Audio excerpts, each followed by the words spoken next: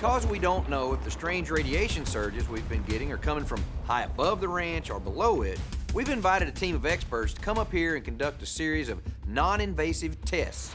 How's it going? Good, how are you? Good. That way, if there really is something dangerous or life-threatening underground, we might be able to find out what it is before we start digging.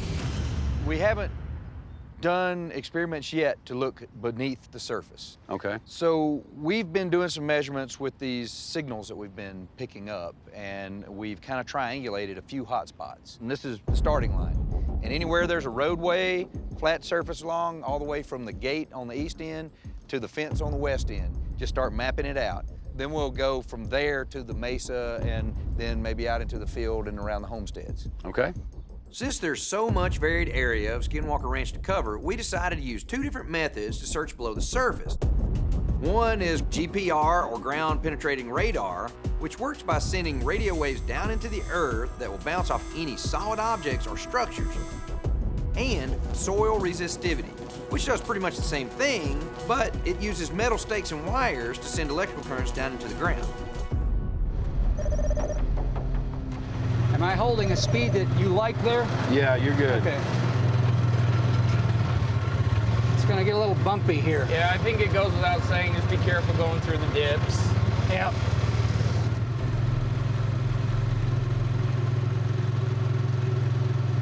What was that? I don't know. Could be, I don't know what that is. I mean, we certainly see a difference than this garbage we've been seeing the whole way. Right. Yeah, that is unusual. Yeah, it is. So as we're dragging the device behind us, Phil noticed that there was a structure.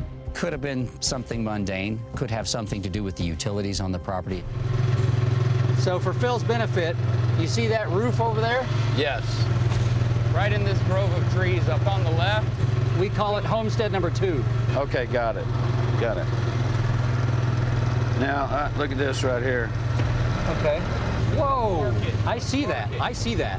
How do you interpret that feature? Well, it looks like a dome feature.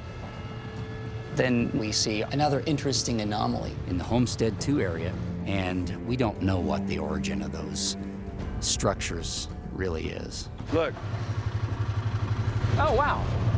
What does this? I cannot tell you what's causing that. I mean, it could be something buried, you know, metal. Really? Yes.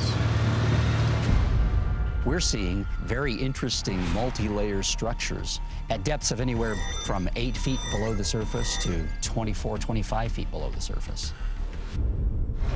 All right. Stop right here, Eric. Interesting. Oh, wow. I can see a couple of parallel features right here. We saw this in both directions.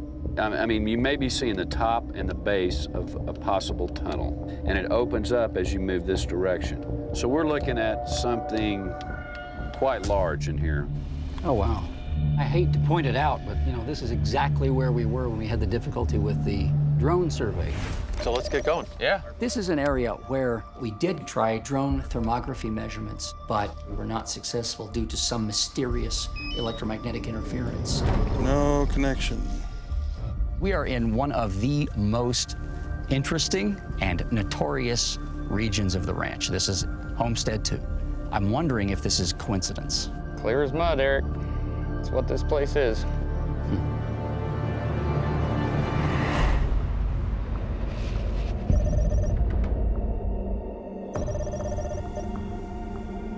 Okay, we're here to discuss the processing of the GPR data that we collected out in the field.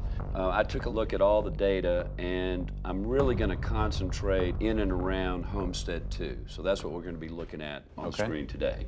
Well, let's see it. All right, let's take a look at the data here. See, here's where we started, again, from west going east. Right. It's just noisy data, and now we're seeing these features in more detail now. Basically looks like upside down Right, parabolas. they're hyperbolas. Now, what creates the hyperbolas are objects. A lot of things can cause those. Boulders can cause those types of features. Tunneling can cause that type of feature. Gosh, it goes all the way as far down as 25, 30 feet. Right. Well, there's clearly an anomaly. Yes. I'll tell you what it looks like to me. Look at this. Here's the top point right there, right? Here's another point. There's one here, and then you could say maybe it's kind of starts over here. And so there's your connecting the dots. Connect all these peaks, and it looks to me like you got a football shape. Well, give me a pen then. All right. Actually, tear me off about 3 more pieces of paper. So there's a spot for the peak, probably here and down here on the bottom. Looks like here, here, here. There's another one kind of down here lower. So now let's lay it on the table and we'll connect the dots. All right. So guys, if we look, there's something that has surface points. Something along those lines. Wow. I marked the high and the low points of the parabolas that we saw on the screen. And once I connected all the dots, the size and shape of the object we found underground became clear. It looked like a giant football or a saucer. I like the shape of it. And it's almost at the start of Homestead 2 to the end of Homestead 2. This thing is 1,000 feet long. Right here, that's X marks the spot. That's like 15 feet below the surface or something. And we drill into that and we'll know, is it rock? Is it metal? Is it whatever? And so we gotta dig there. Or drill at least, take a core sample. Well, you're gonna have to get Brandon's sign off on that. Well, I because understand that. I always get painted as the guy that's the anti-digging guy. And look, I'm interested to know what's there too, but at the end of the day, that was one of Brandon's big mandates to me. Looking at that interesting shape we found, the knee-jerk reaction is we need to dig and find out what that thing is. It could be amazing or whatever. My first reaction is, wait a minute. We have radiation in the area and we don't know what this is, and you pile that on top of the whole don't dig lore around this place. I mean, Thomas had a major injury that almost took his life. Travis was exposed to radiation. The last thing I'm gonna do is just say, hey, yeah, let's head out there and start digging up the road and see what's down there. I'm extremely sensitive to what's going on right now between what happened to you the other night when we were camping again, what Travis experienced. Certainly, I don't see the data the same way you do. I'd like to see what your opinion is. I think you're the there's- professional at Right. this. I think from what I I don't see have an here, opinion, Jim. Is that what this is? I think from what I see here, I would absolutely see this as being an anomalous area, is what I would say. Just mean when you Just- say just anomalous, looking different like- than the rest of the area. Different than the rest of the area that we didn't see for 9/10 of the road that we went down. Well, I think we take this to Brandon and tell him the whole story, Dragon, and say, You if you we were guys gonna- better take it, because apparently, because I'm not a PhD, I don't have a opinion at the table. Look, I care about you guys. You know, I care about you. If I didn't like you, I would just say, fine, you know what, I'll be at the front gate, you guys go dig, just keep me the hell away from this.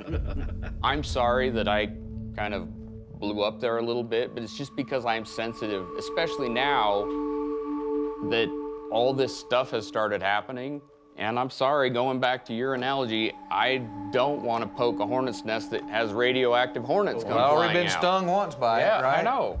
To that point, if we're going down 2 feet and we're testing, and 2 feet and we're testing, if that is the case, those levels are going to be going up and we can stop. We'll see it every time. And if Brandon looks at the data and says, okay, I will sign off on this, you're good with it then, Bryant? Is that what you're saying? He's my boss. But I'm just trying to get a read for where you are personally. If he signs off on it, are you comfortable with it? Because you're ultimately responsible for like everybody. I said, I just answered him. So if No, that's but what he you're- wants to do, then. You know, I had my points, those guys had their points. You know, we weren't totally in agreement, so it was time to get on the phone and get Brandon up to speed with what we found and get his take on things. So Zach, Phil, thank you so much for coming out. These are fantastic data. Thank you. Okay, Thanks, you guys. guys. Thank you. Appreciate it. All right, let's call Brandon and let Brandon make the decision.